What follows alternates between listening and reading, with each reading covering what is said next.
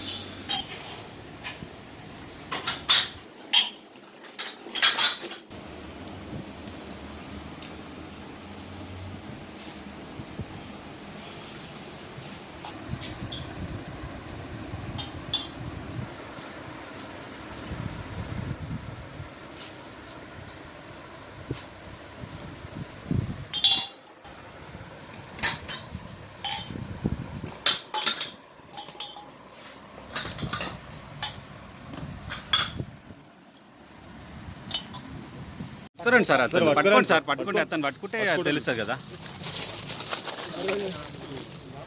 ఇటు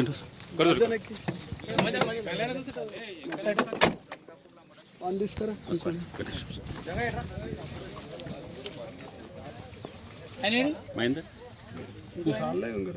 okay okay